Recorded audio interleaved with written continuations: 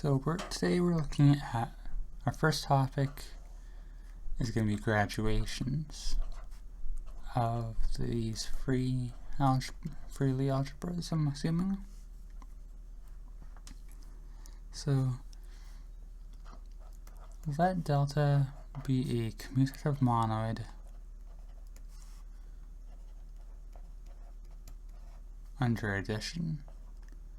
Actually, we're just writing it additively is what that means.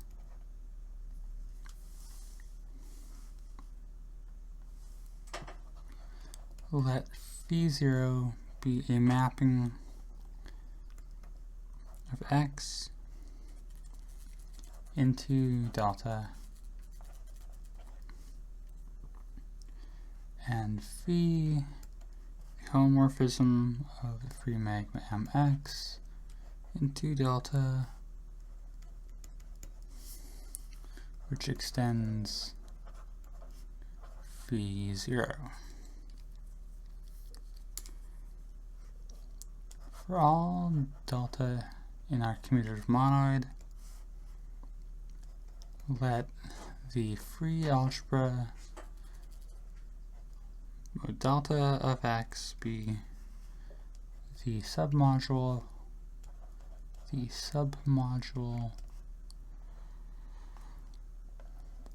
of the free algebra on x with basis being phi inverse of delta.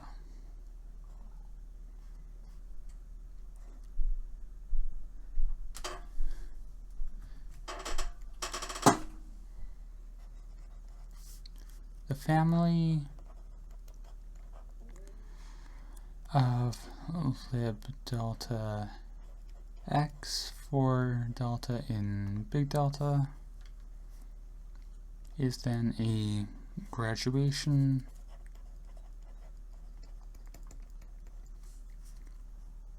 of lib x, and in that lib x is the direct sum across elements of our monoid of lib delta x. That lib delta x on lib delta prime x is inside lib of delta plus delta prime of x.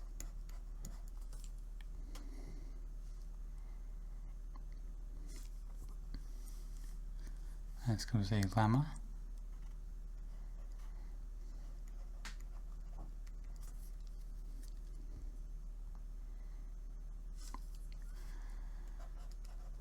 The ideal A, which they do not write properly, I gotta figure out what exactly they're referring to.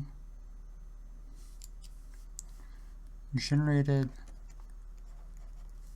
by our A times A and Jacobian of A, B, and C. This is a two-sided ideal. We know in lib x, and this is graded. Is our lemma and the proof. We're going to let b of a and b for a and b in lib x be a on b plus b on a.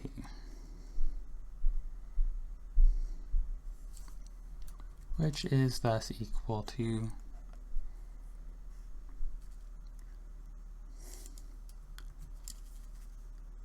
I guess I should write then the fact that b of a plus b can be shown as equal to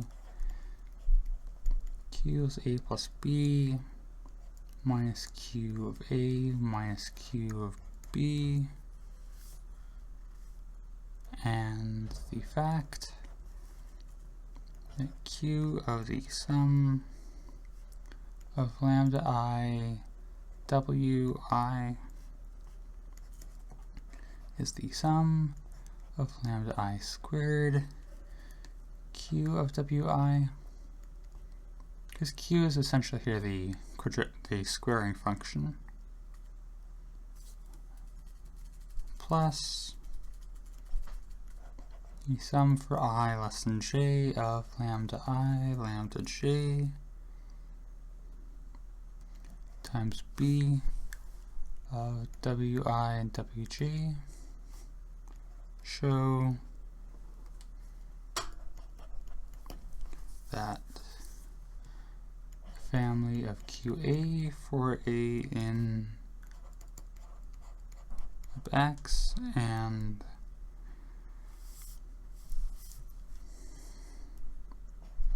QW with B of W prime in W prime being an MX generate the same submodule of libx.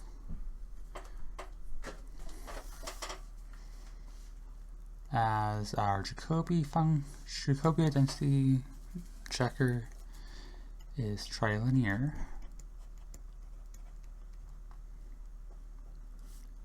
then we get that A is generated by the homogeneous elements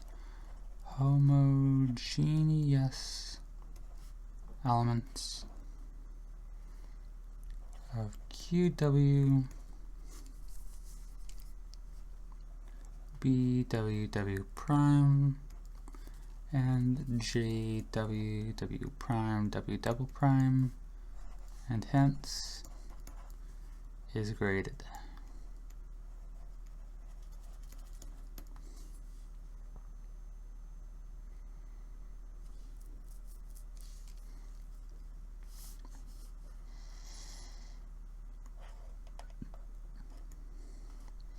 Give our free Lie algebra of X, which we recall is the free algebra on X divided by this quotient, the quotient graduation,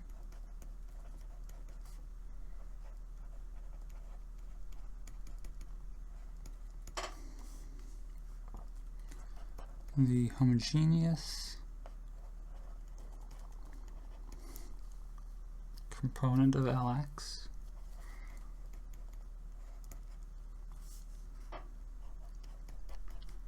of degree delta is denoted as L delta of X, being the submodule of Lx generated by the images of W in Mx such that phi of W is delta.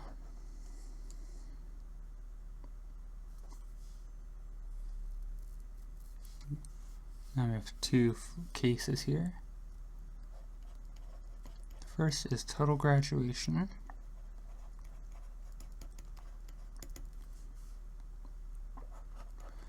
Take our commutative monoid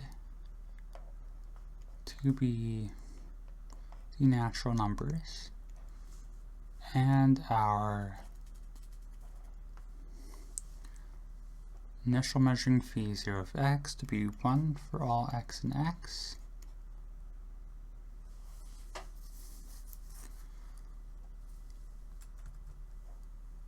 So that phi of some element w is just the length of w for w in the free magma. Then the k module the nth grade of x is, as we know, going to be generated by images of elements of length n in the free magma of x called the alternants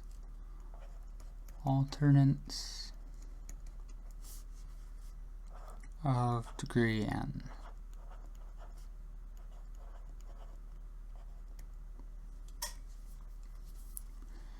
We will see later that Lnx is free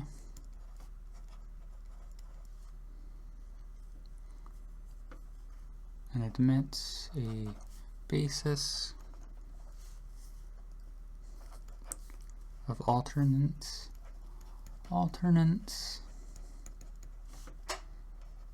of degree n. Then we have that L of x is the direct sum of our Lnx and that L1x admits x as basis,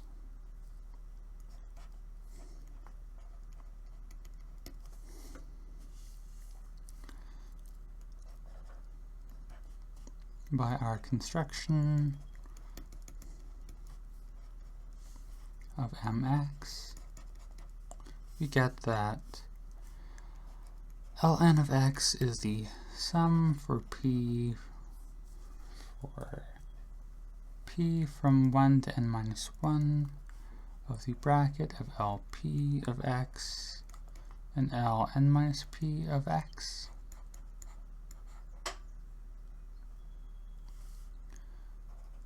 With, in particular, the bracket of Lmx and Lnx being inside Lm plus nx, as you would expect from a graded algebra. Next up, we have multi-graduation.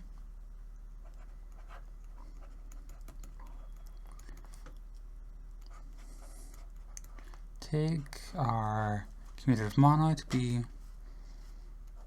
the free commutative monoid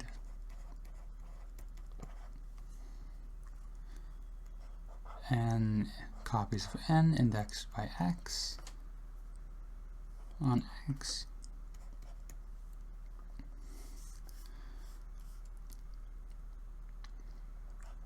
Define our map phi 0 from x into delta as phi 0 of x on some x prime is going to be the Kronecker delta of x and x prime. For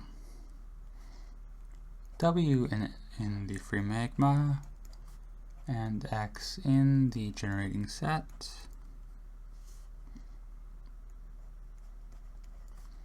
we see that the integer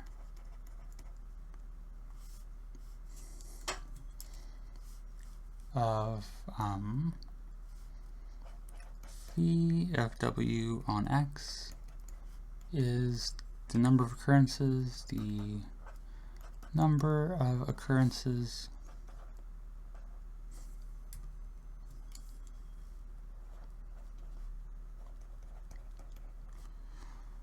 of the symbol x in w.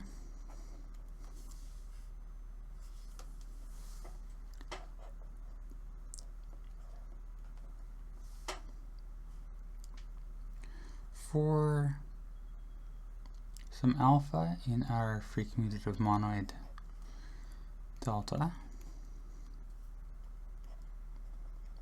we write a side. This is the absolute magnitude of alpha, is the sum for each x in our thing of alpha of x in a generating set. So the size of phi of w is just the length of w for all w in the free magma. Thus, Ln of x is the sum for across A with size n of L alpha of x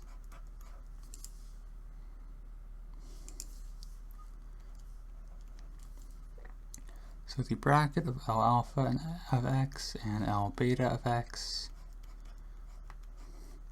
lies within L alpha plus beta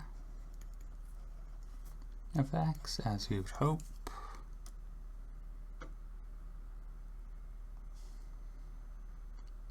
This brings us to a proposition.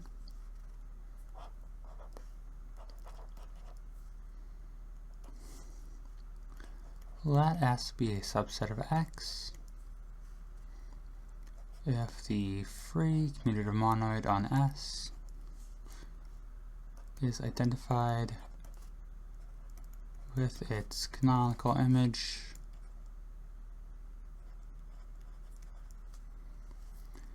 in the free commutative monoid on X,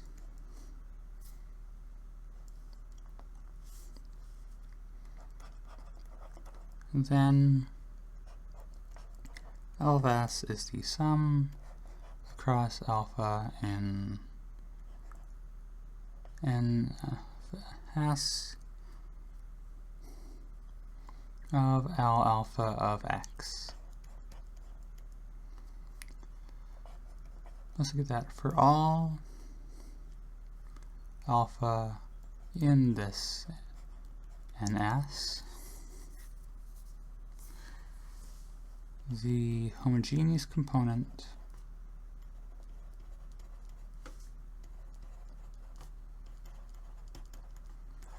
of degree alpha under the multi-graduation. So essentially the graduation and the multi-graduation, I believe at this point, is just like counting the occurrences of each element of our generating set in the string of that represents their set as like a vector.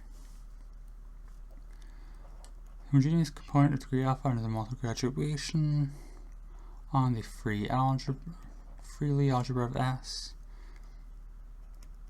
is R L alpha of X. The proof: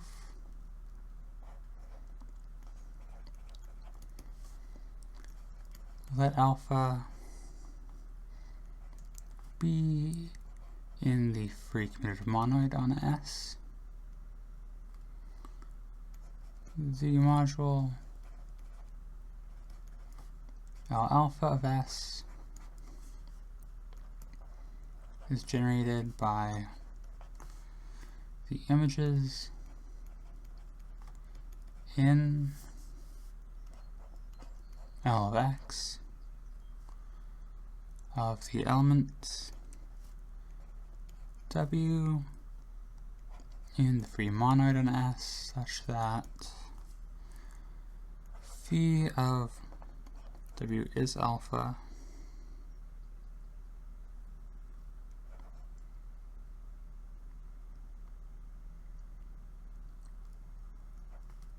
which is the W in MX with phi W being alpha. Hence we get that the alpha grade of the freely algebra of S is the alpha grade of the freely algebra of X.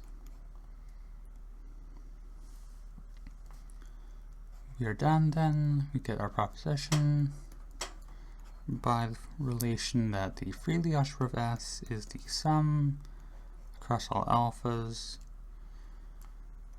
in the free commutative monoid on S of L alpha S. There's a corollary that for every family Si of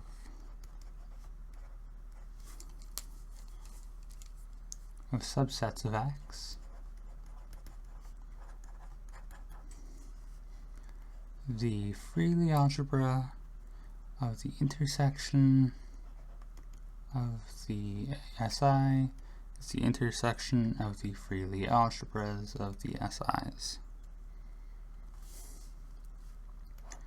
The only additional work we need to do for this one is realize that the free commutative monoid on S is going to be the intersection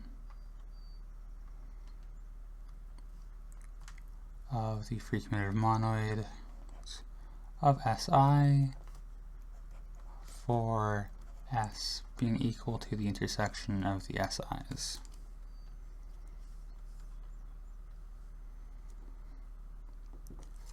And it brings us to,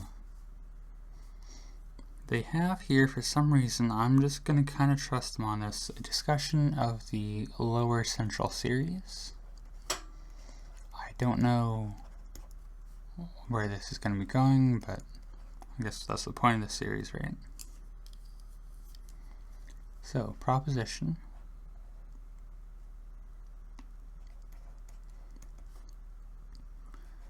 Let G be a Lie algebra with a submodule P. Define P1 to be P and P to the n plus 1 to be the bracket of P and P to the n, as you would expect.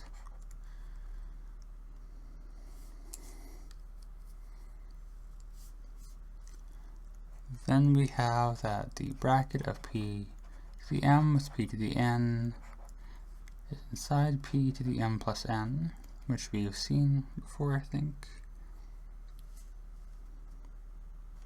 And that P to the n is the sum for index from 1 to n minus 1, PP with Pn minus P.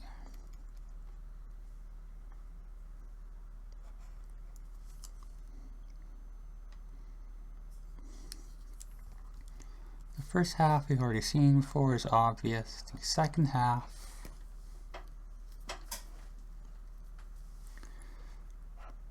we have that P to the n is inside of the sum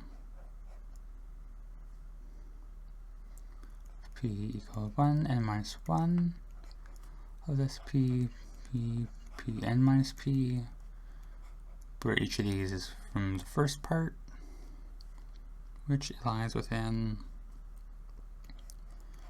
bracket of P in P n minus 1, which is just P to the n.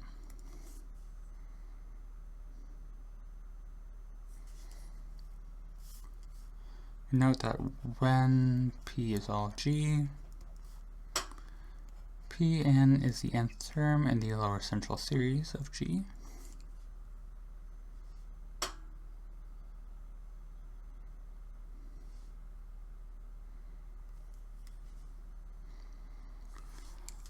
Okay,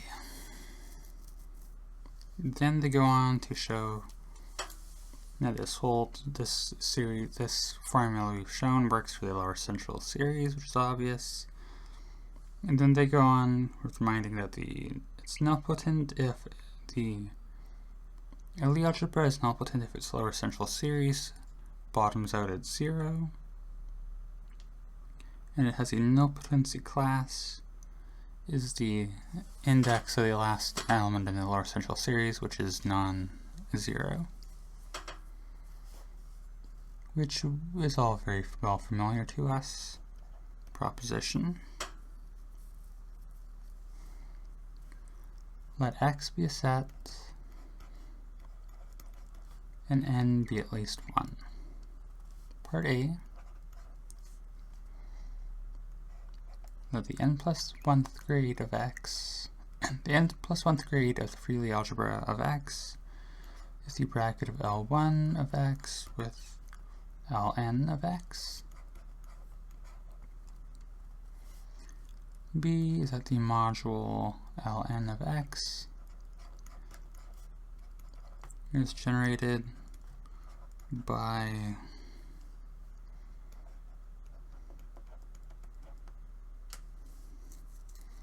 x1 through xn minus 1, xn, retaining a bunch of brackets for each sequence of n elements in X. And part C is that the nth term of the lower central series of L of X is the sum for P at least n of L P of X.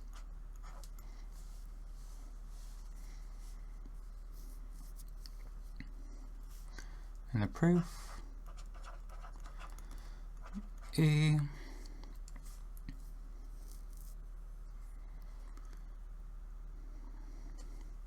is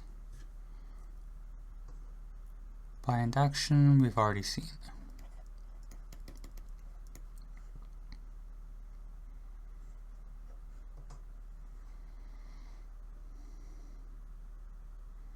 Induction already done.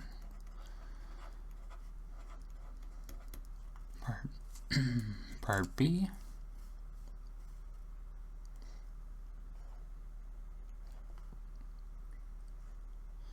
Is from A by induction on N. I'm skipping a lot of this because it's stuff we've already done before. The book's skipping a lot of the other stuff that isn't that, so there's not a lot left a lot of the time. Part C, this one's the actually interesting part. Let G be Lx and Gn be our term on the right there. The sum of the P at least n of L lower p of x. So not quite the term on the right.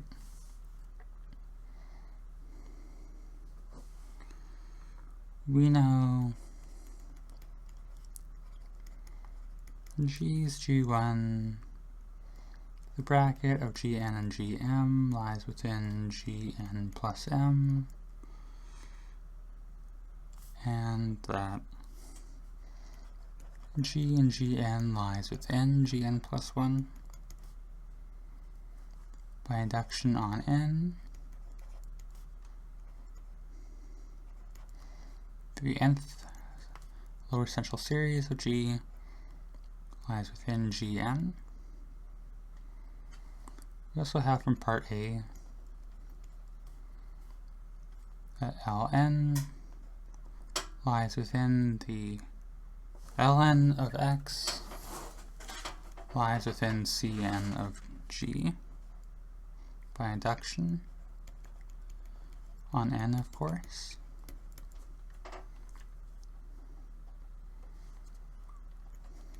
As Cn of G is an ideal,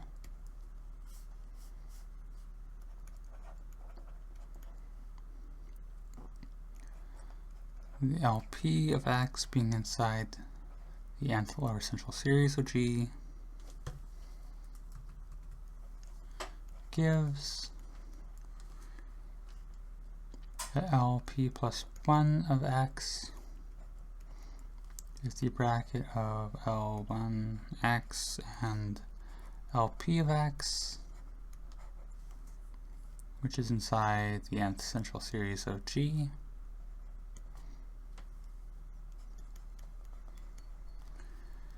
Hence LP of X is within Cn of G for P being at least n. So G sub n is within Cn of G.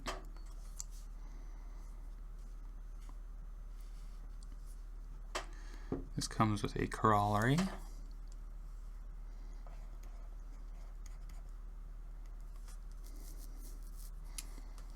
we're going to let G be a Lie algebra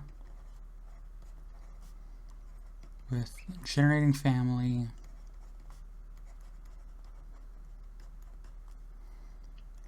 xi for I in some indexing set.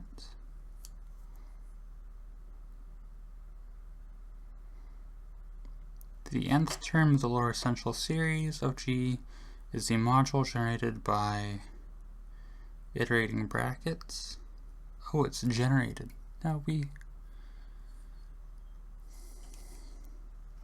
yeah.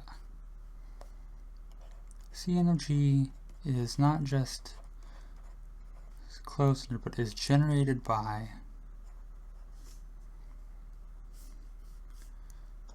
xi1 with the bracket of xi2 with all the way into the bracket of x to the I p minus 1 x to the I p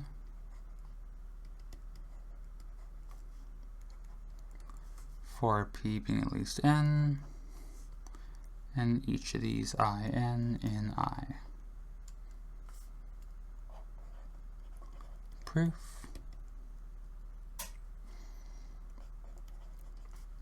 Let f from Li into G be the homomorphism such that f of I is equal to x sub I for all I in I,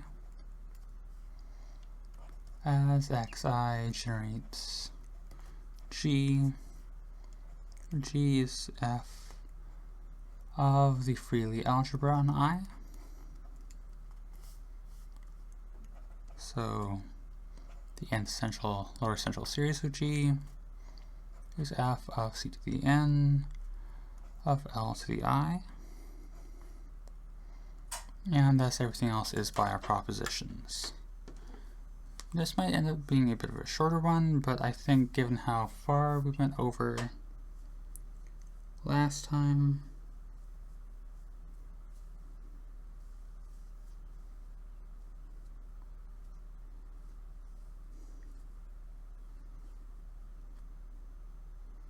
should we do a discussion of derivations?